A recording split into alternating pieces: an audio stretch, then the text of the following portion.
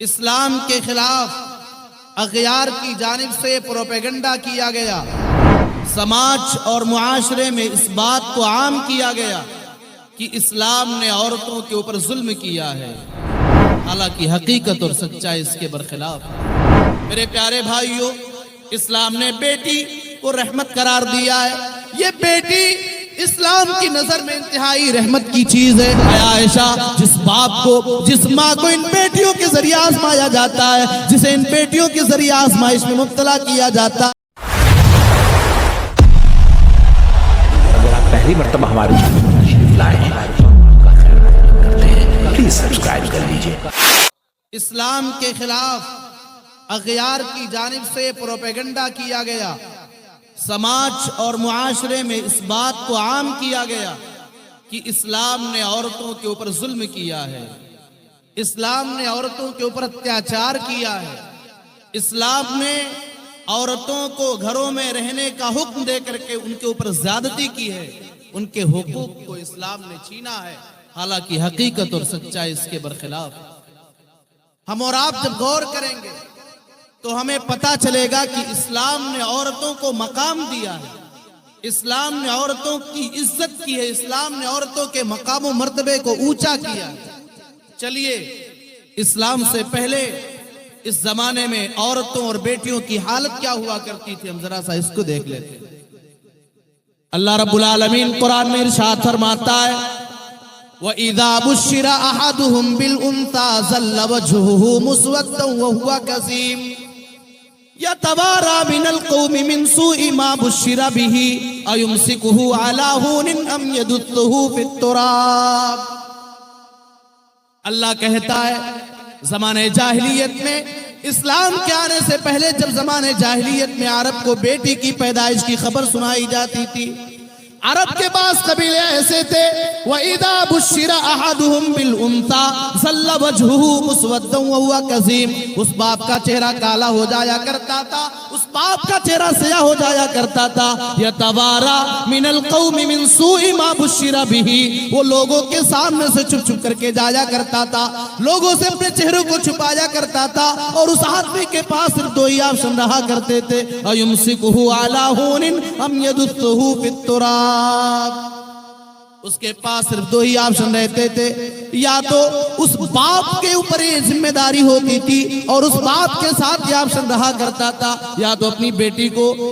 ذلالت کے ساتھ، ذلت کے ساتھ، بے عزتی کے ساتھ، ناقدری کے ساتھ اپنی بیٹی کا باپ بنا رہے، یا اپنی بیٹی کو قبر میں زندہ دفن کر دے۔ مگر اسلام آیا، اسلام آنے کے بعد اللہ تعالیٰ نے قرآن کریم کے اندر اس آیت کریمہ کو نازل کیا، وَإِذَا الْمَوْءُودَةُ سُئِلَتْ بِأَيِّ ذَنبٍ قُتِلَتْ۔ کل قیامت کے دن جب زندہ درگور کی گئی بیٹیوں سے پوچھا جائے گا، جب زندہ درگور کی گئی بچیوں سے سوال کیا جائے گا، بِأَيِّ ذَنبٍ قُتِلَتْ، کس گناہ کی بنیاد پہ، کس جرم کی وجہ سے تجھے مار دیا گیا تھا؟ اے معصوم بچی، تیرا تو کوئی جرم نہ تھا، تو نے تو کوئی غلطی نہ کیا تھا، تو نے تو کوئی خطا نہ کیا تھا، تجھے کس وجہ سے قبر میں دفن کر دیا گیا؟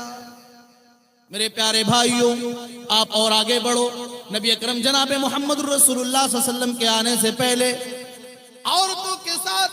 اتنا ظلم اٹھایا جاتا تھا، عورتوں کے اوپر اتنا ظلم کیا جاتا تھا، اور جب اپنے مخصوص ایام میں ہوا کرتی تھی، جب عورت اپنے پیریڈ کے ایام سے گزرا کرتی تھی، اسے ناپاک سمجھا جاتا تھا، اس کے ساتھ رہنا، اس کے ساتھ کھانا، یہ ساری چیزیں معیوب سمجھی جاتی تھی۔ میرے نبی جناب محمد رسول اللہ صلی اللہ علیہ وسلم آتے ہیں اور آپ نے فرمایا، اصنعوا کل شیء الا النکاح، عورت کے ساتھ، بیوی کے ساتھ ایام حیض میں تم جماع کے علاوہ، ہم بستری کے علاوہ سب کچھ کر سکتے ہو۔ یہ اسلام نے عورت کو اونچا مقام دیا۔ میرے پیارے بھائیوں، اسلام نے بیٹی کو رحمت قرار دیا ہے۔ یہ بیٹی اسلام کی نظر میں انتہائی رحمت کی چیز ہے۔ اللہ کے نبی فرماتے ہیں، من عال جاریتین حتی تبلغا، جو آدمی دو بیٹیوں کی تربیت کرتا ہے، جو دو بیٹیوں کی تربیت اور تعلیم کا انتظام کرتا ہے، اچھے گھرانوں میں ان کی شادیاں کراتا ہے، حتی تبلغا، جو آدمی بلوغت تک کسی بیٹی کی تربیت کراتا ہے، اللہ کے نبی فرماتے ہیں، فہو فی الجنہ، وہ آدمی جنت میں میرے ساتھ جائے گا۔ اور آگے بڑھیے، اما عائشہ بیان فرماتی ہیں، ایک مانگنے والی عورت اللہ کے نبی صلی اللہ علیہ وسلم کے دروازے پر آتی ہے، اس کے ساتھ دو چھوٹی چھوٹی بیٹیاں ہیں۔ کہتی ہے اللہ کے نبی کے گھر کے دروازے پہ آتی ہے، دروازے پہ دستک دیتی ہے،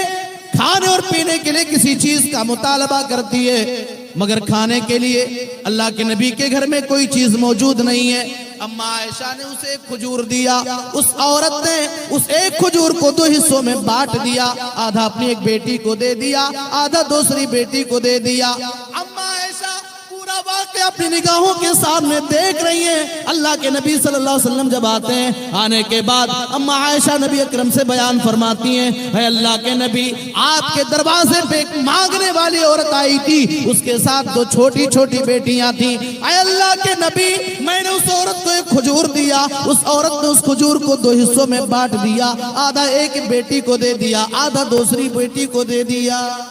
اپنا کچھ نہیں کھایا۔ اس کے بعد اللہ کے نبی صلی اللہ علیہ وسلم نے جواب دیا، اے عائشہ، من ابتلیا من هذه البنات بشیء، اے عائشہ، جس باپ کو، جس ماں کو ان بیٹیوں کے ذریعے آزمایا جاتا ہے، جسے ان بیٹیوں کے ذریعے آزمائش میں مبتلا کیا جاتا ہے، یہ بیٹیاں کن لہ سترا من النار، یہ بیٹیاں کل قیامت کے دن جہنم میں جانے سے آڑ اور پردہ بن جائیں گی۔ تو اسلام میں بیٹی کا مقام یہ ہے کہ یہ بیٹی جہنم میں جانے سے آڑ اور پردہ بنے گی اپنے باپ کے لیے۔ میرے پیارے بھائیوں، اسلام نے عورت کو اتنا اونچا مقام دیا ہے۔ اگر اللہ نے آپ کو بیٹیوں والا بنایا ہے، اے میری پیاری ماں بہنوں، اگر اللہ نے آپ کو بیٹیوں والا بنایا ہے، بیٹوں سے محروم رکھا، آپ کو گھبرانے کی ضرورت نہیں ہے، آپ کو پریشان ہونے کی ضرورت نہیں ہے۔ ذرا غور کیجئے، اگر سماج میں، اگر معاشرے میں آپ کو کچھ کہا جائے الگ بات ہے، اللہ تبارک و تعالی نے اپنے پیارے نبی جناب محمد رسول اللہ صلی اللہ علیہ وسلم کو تو بیٹیوں کا باپ بنایا تھا۔ آپ کی بیٹی حضرت فاطمہ رضی اللہ تعالیٰ عنہ جب آپ کے پاس آیا کرتی تھی، صحیح بخاری کے الفاظ ہیں، کان النبی صلی اللہ علیہ وسلم یرحب بابنتہ، اللہ کے نبی کھڑے ہو جایا کرتے تھے، وَيَقُومُ لَهَا، حدیث کے الفاظ ہیں، آپ حضرت فاطمہ کے استقبال کے لئے کھڑے ہو جایا کرتے تھے، اور کھڑے ہونے کے بعد ان کا استقبال کیا کرتے تھے اور کہتے تھے، مرحباً بابنتی، اے میری بیٹی، تیرا آنا مبارک ہو۔ اسلام میں بیٹی کا مقام یہ کس نے دیا؟ اللہ کے نبی جناب محمد رسول اللہ صلی اللہ علیہ وسلم نے بیٹی کا یہ مقام دیا۔